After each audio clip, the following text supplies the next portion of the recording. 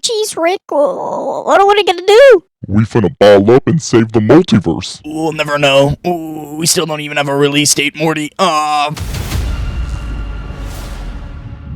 actually made an entire script talking about Rick and Morty and changes I would like to see with those characters when the game eventually releases, or at least hopefully when it releases. I decided to scrap that script because I wanted to look into the actual lore of MultiVersus because it's definitely intrigued me. I'm gonna go ahead and recommend these videos here because they're actually very key on how the lore of MultiVersus is heading towards, and the guy does a great job researching and editing the video, so check him out, even though his helmet scares me. These videos are going to help you understand that the energy that is taking our characters is referred to as the nothing. First things first, this is a very, very rough draft of how I would like the story to go. With that being said, there's two things to note here. Number one, this is going to be a multiverse story, so while the multiverse trope has been way overused in recent time, that is simply what this story is going to have to be, so keep that in mind. Number two, from animation we have seen from the character reveal trailers and overall the size of the team with MultiVersus and their budget, I expect this story to go completely different from what I have written here, but regardless, let's get started. Some ground rules. Some quick ground rules here. I'm designing the story to work how NetherRealms does their stories. That means the story is going to go by chapters and will play as certain characters for that chapter and follow through the cutscenes. While this isn't my favorite storytelling standpoint, especially since it means that you know who's going to win the fight because you're literally playing the character for the chapter, but I also feel as if they force fights that aren't necessary for the story just for gameplay. I decided to choose this way though because I believe the MultiVersus story will be more or less you picking a character and then going through a story mode that will be the same no matter what character you pick and will more than likely not have a lot of cutscenes to save on budget. But in a perfect world, we get everything we want, and I'm gonna go ahead and tell the story this way. One last ground rule. The story can be changed up and characters can be moved around, so let your imagination go wild, because I can't help the fact that I haven't seen Steven Universe or I haven't finished Game of Thrones, so characters in their own respectable universes may not get enough attention as you may like, and that is simply due to me not knowing their characters enough. Speaking of characters, alright, so to do this chapter to chapter storytelling, we're gonna have to choose which characters are chosen for this. I'd like to say every character that was in the beta will have a chapter, but I also have no idea what to do for characters like Stripe and Gizmo, except for wasting a chapter just to have like Gizmo get wet and then our heroes have to fight and contain Stripe. So for the sake of convenience, I'm just gonna go ahead and be a god and choose what characters get a chapter or not. Now, in case you aren't too caught up on MultiVersus, this is all the characters that were included in the beta. Arya Stark, Batman, Black Adam, Bugs Bunny, Finn, Garnet, Gizmo, Harley Quinn, Iron Giant, Jake, LeBron James, Marvin the Martian, Morty, Raindog, Rick, Shaggy, Steven Universe, Stripe, Superman, Taz, Tom and Jerry, Velma, and Wonder Woman. Now these were just the characters that were introduced in the beta, so we will be getting much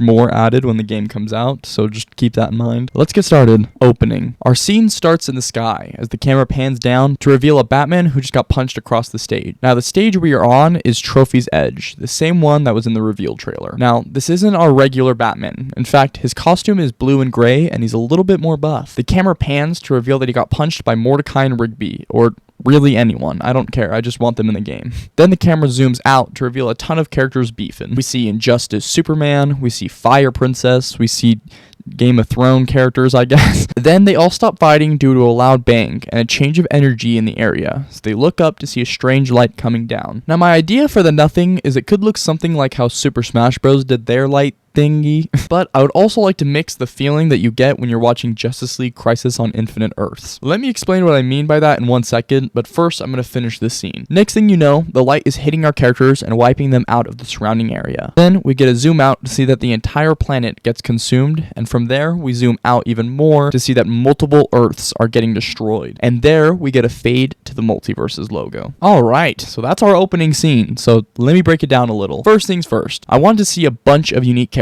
Sure, I want to see Batman, I want to see Superman, but they need to be variants and skins that you will be able to eventually buy in the item shop. But I'd love to see characters that will be added or just Easter eggs of sorts. I want to see Ice King, I want to see Red Hood, and maybe they won't be characters you can play in the base game, but I'd love to see throughout the story mode. This story is going to be hard to do justice to every character, so give the fans something to chew on by throwing Mr. Poopy Butthole in the background or something. Now to backtrack on that energy. We have seen the trope of the energy wiping out characters from Smash Bros, but there isn't much emotion in that cutscene. I would love to see throughout the story these characters be affected by how many lives are being taken. Now to explain what this energy is and why it's doing what it's doing, we're going to have to come back to that. Chapter 1, Batman. Our first chapter is going to be Batman, and our opening shot is going to be him typing on his computer while talking to Alfred. Now, I ain't going to write any dialogue because this video is big enough as it is. That being said, I'll give you some rough lines of what they're going to say. So basically, it's going to be like, Last week, Superman went missing alongside with an energy level spike in Metropolis. Same thing happened last night with Wonder Woman, and now the same level of energy was detected here in Gotham this morning. What is happening? then Alfred will say something like, do you think it has to do with this? Sir, do you think it's the same energy that has to do with your encounterment this evening? We are then going to cut to earlier that day, and it shows Batman investigating that energy spike his computer picked up this morning, and it's going to lead him to Crime Alley. It doesn't necessarily need to be Crime Alley, but a fight is going to start soon, which means that MultiVersus is going to need to create a map that's somewhere in Gotham. And I think Arkham Asylum and Crime Alley are good picks. Anyways, here we will have 1 or 2 fights of random DC villains. I would like to see like Bane, and just to switch it up, I'd like to see like Sinestro, and he's also investigating that energy spike, and he can just play like a skin variation of Green Lantern if they ever had him. After you beat those guys, it will lead you to a cutscene of a laugh, just to reveal that Joker is there. Joker is going to reveal that Harley went missing this morning and needs to know where she is and needs the world's greatest detective. This will lead to a fight, where after that fight, we'll have a mysterious energy around Joker, and Joker will fade away. This leads to cutting back to the present, and Batman's researching what may be happening. Now, remember what I said about Easter eggs? I just want to double down on that, because I would love to have this story just riddled with Easter eggs. Like I said before, you can't really do justice to every character in this game, so why not just give the fans of Easter eggs that kind of be, oh, hey, that's in the show. That's my favorite character, or something. One thing I would like to see in this specific example, when Batman is discussing with Alfred how they can figure out what this energy is, I would like to see a shot where you can actually see Batman's monitors, and on the monitors, I would like to see a news clipping of the disappearance of Superman and Wonder Woman, and on the other monitors,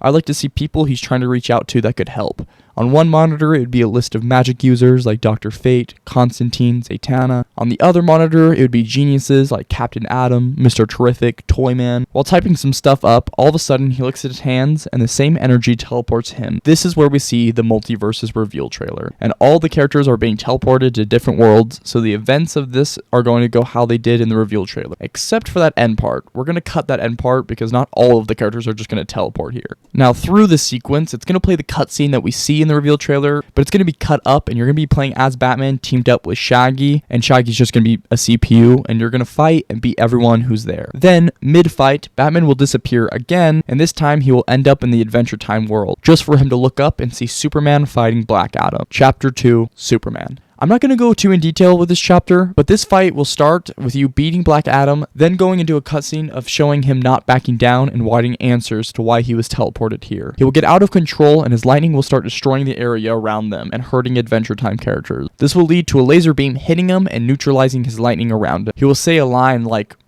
My magic. How? The camera will pan to the right, revealing a green portal, and Rick will walk out of it. Alright, so that was a lot in just a short time, so let's go over a few things. Number 1, on the MultiVersus page, when you scroll down and look at the descriptions of the characters, and then you click Rick, the team went out of their way to note that this is, in fact, Rick C-137. Now, this may not sound too important to some random nerd, but to Rick and Morty fans, you know this is huge. Now, this may not have been an important detail and more of like a nudge to Rick and Morty fans, like, hey, look, we did the thing, the dimension, look. But what this means is the Rick we follow throughout the show, yes, the one that is the leading factor to building the central finite curve. What is that, you may ask? Well, the central finite curve, in short, is basically when our Rick got his family killed by Prime Rick, he put all of his efforts into finding him. With no luck, he lost all hope, and with other Ricks literally begging for their lives, he decided to create the Citadel of Ricks. With this creation, Ricks came together to create the central finite curve, which is basically a crib built around the infinite multiverse. If there's a universe that a character is smarter than Rick, then the central finite curve would basically push that universe out of the universes where Rick is the smartest. If a character is stronger than Rick, then they are located outside the confines of the curve. Now that you're caught up, when I was writing the script, my first pitch to the energy that is stealing these characters, also known as the Nothing, I wanted to make the Nothing part of Rick and Morty lore, due to the recent events that happened in the show. The central finite curve was destroyed by evil Morty. This could mean that with the destruction of the curve, it could have released untapped energy that was built up by the curve, but that is just way too much Rick and Morty, and this needs to be more original. So then my next pitch to what the Nothing even is going to be the one that I'm going with. The Nothing is going to be dark energy, and is not actually the villain of the story. Later in the story, we're going to have Rick find the core of the Nothing, and he's going to go there and bring all the characters to help him investigate. This is where we learn that the power of the Nothing is insanely strong, with the capabilities of wiping out whole universes. But the energy can also be manipulated. So our true villain of the story isn't quite revealed yet, but it is revealed that they are manipulating the Nothing to do their deeds. Now, what is the villain's main objective? Buckle in, this is going to be fun. In my headcanon, this is how the multiverse works. Every decision you make, you literally branch off and create another universe. So, for example, if you go to a fast food place and you can't decide between a cheeseburger and a hot dog, but then you eventually come to the decision that you want a burger, then you get your burger and you're just chilling. But simultaneously, while you made the decision of the burger, you created an entire universe in which in another timeline you chose the hot dog. This means that every decision that everyone makes, you are literally creating new universes, resulting in billions of people on Earth and trillions of aliens around the universe, creating new worlds every second. So, taking a page out of the Justice League Crisis on Two Worlds, great movie by the way, in this film, we learn that the multiverse works the same way I just described, which means that every decision that has ever been made also has an origin to the very first universe, or in this case, the very first Earth. I love how Owlman says it, so I'm just going to play that clip now. Why would you want to destroy the world? Because it's the only action one could take that would have any purpose. Every decision we make is meaningless. Because somewhere on a parallel Earth, we have already made the opposite choice. We're nothing. Less than nothing. How can you say that? We're rich. We're conquerors. And here we're poor. We're slaves. Somewhere in the multiverse, there is a world I call Earth Prime.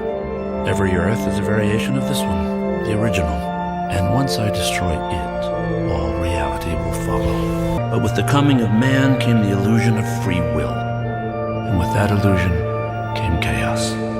With every choice we make, we literally create a world.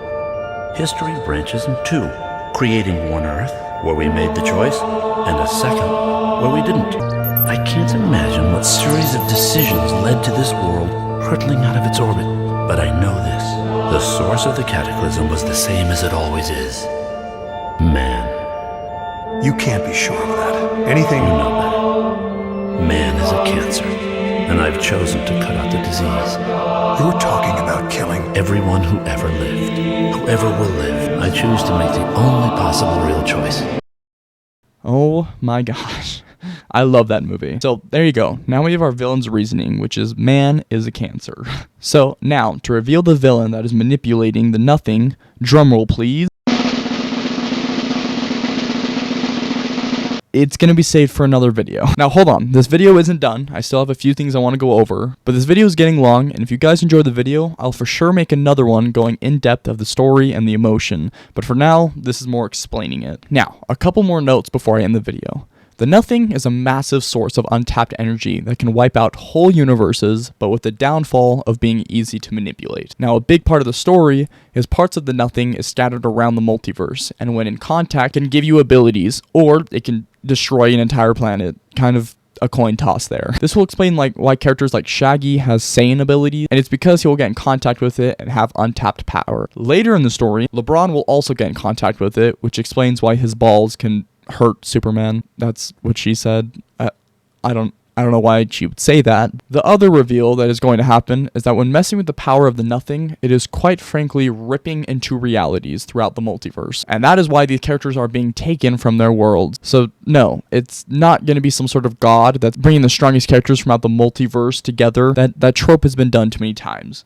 So instead, the nothing is bringing random characters which will cause conflict. 1 second, Batman's hanging out with Emmett from Lego Movie, and then the next second, reality tears open and Godzilla is teleported and needs to be stopped. Now, last thing I want to note is, the nothing's power is causing shockwaves throughout the multiverse, which eventually causes trouble for Rick. So you can either tie this into the actual lore of Rick we follow on the show, and the reason he helps is because it's causing trouble with finding Prime Rick or something, or you can say that whoever is messing with the nothing is causing Rick's portal gun to freak out. So at one point, Rick will build the device with the help of Ben, and will be able to choose which characters are teleported. Alright, this video is going to take forever to edit and make, so hopefully you enjoyed. If you did, please let me know in the comments and some thoughts you may have.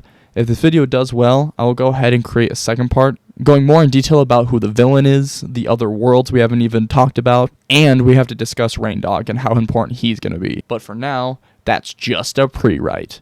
A 10G pre-write.